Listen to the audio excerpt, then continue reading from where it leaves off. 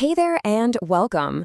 So glad you're joining us today. We are jumping right into a really deeply reflective piece of Islamic spiritual advice, a tawsiya, written by Bapak Sukesti Martono. It's the kind of text that doesn't just talk at you, it really invites you to look inward.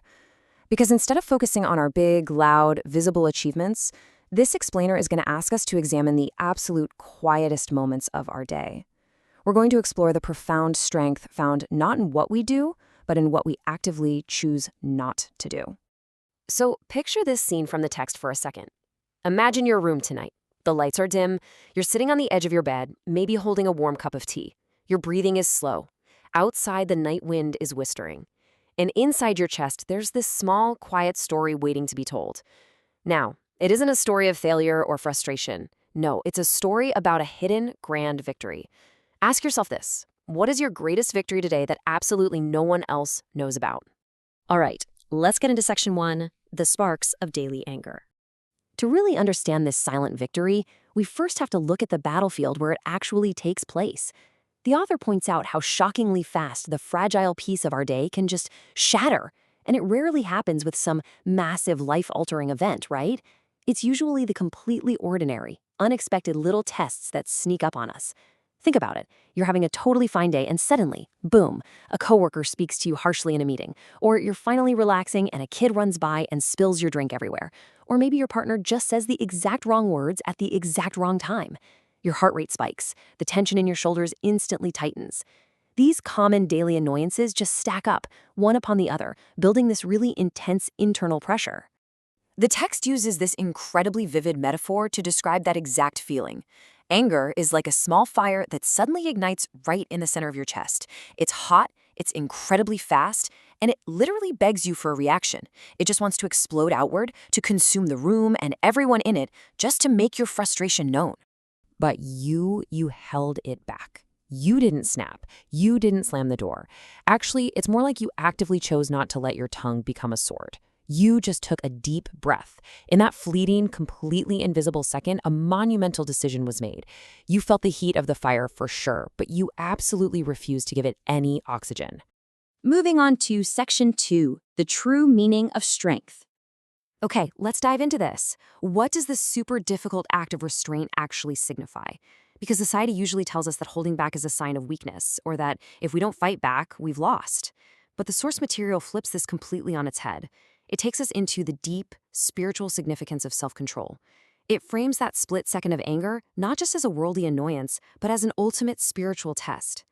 In the moment your blood boils, you are essentially being asked this profound question by the divine. Will you be my servant, or will you become the servant of your own anger? Wow, it's the ultimate battle against the ego. You're choosing who is really in charge of your soul. To anchor this idea, the author brings in the cooling wisdom of Prophet Muhammad. The strong man is not the good wrestler, but the strong man is he who controls himself when he is angry. This is the exact thought that helps us breathe through the heat of the moment. It completely redefines what power actually looks like. And this brilliantly illustrates the contrast between two totally different paradigms. On one side, we've got the world's superficial view of strength, dominating others, wrestling, always having to have the last word, fighting back. On the flip side, we have true strength, which is self-mastery. It's winning the fight against the absolute closest enemy you have, your own desires and impulses. Which brings us to section 3, restraining anger as charity. Now let's talk about the spiritual economics of this choice. Instead of viewing restraint as this stressful, exhausting suppression of your feelings, the author beautifully suggests we view it as a generous act of giving. Every single time you hold back your anger, the text notes that it is recorded as a form of charity to your own soul. And this silent charity has massive spiritual rewards. It cleanses your heart from the rust of old grudges. It is said to grant you a radiant face on Judgment Day. The author even warmly notes that this act literally makes the angels smile, comparing your restraints to the beloved character of the prophet. It elevates your soul in ways the physical world just cannot see. The source brings forward this really comforting Quranic verse to back this up. It promises that the divine loves those who restrain their anger and forgive others.